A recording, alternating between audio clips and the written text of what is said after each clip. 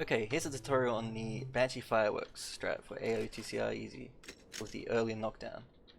So you want to make sure you get at least one one plasma grenade during the starting section of the level, or else you're going to have to reset.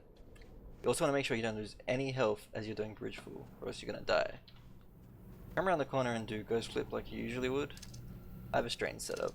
I probably don't recommend using my setup. Can be faster, but it's also very inconsistent. So I'll make a save here. The spot that we're going to want to go to is this specific corner right here. You'll know which one it is. Like, it's where the snow meets the ice and like juts out. It's the last one before it sort of starts curving back inwards. This one here. So I recommend starting a ghost fling like just before you get to this rock here. Hopefully it looks something like this. Hold jump to go a bit further. That was okay. You'll have to practice getting the right angle and not overshooting. Once you're here, switch to plasma grenade selection. You want to crouch.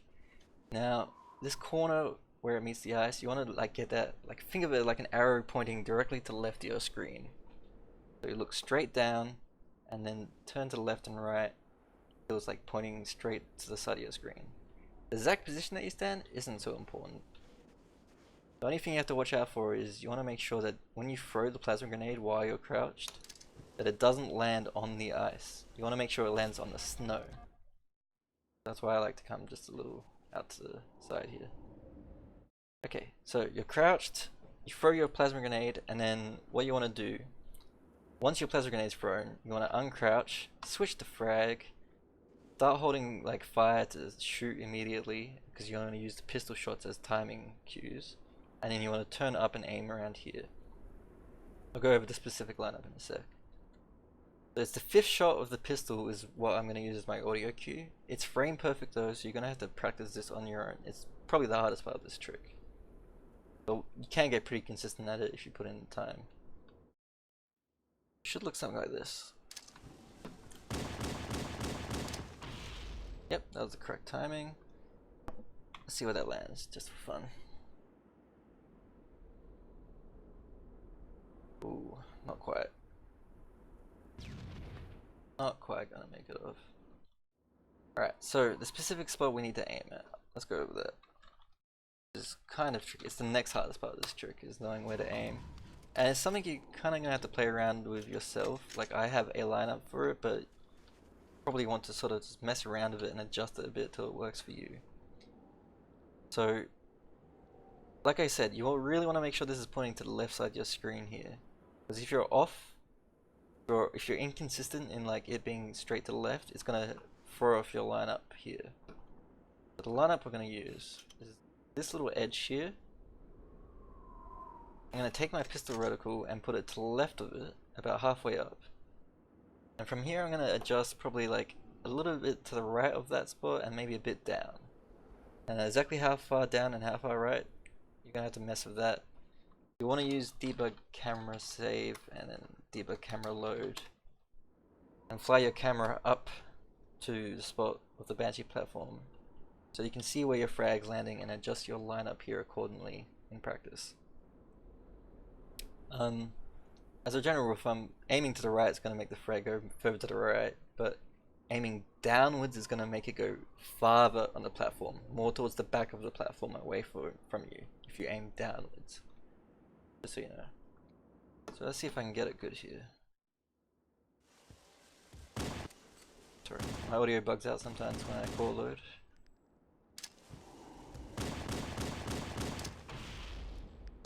So that's a good timing.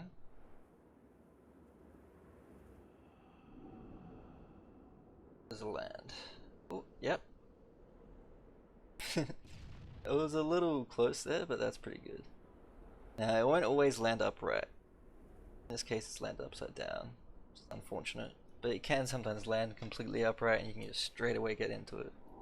Kind of depends where exactly your frag lands, and you can't really specifically control that. Now, I'll show you what to do. Okay, when you do get the correct timing, you'll know that you got the correct timing because the frag should go up and into this little corner here. But once you do get, like, once you're doing the trick, you don't want to just stand here and watch. you want to get in the ghost immediately and start driving down there so you're ready for when it falls down. So let me show you what that looks like. So that was incorrect timing there.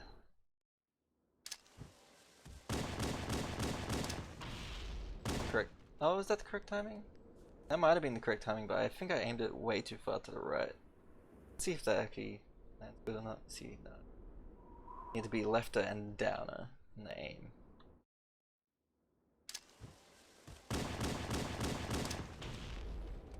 Bad timing. Should be good.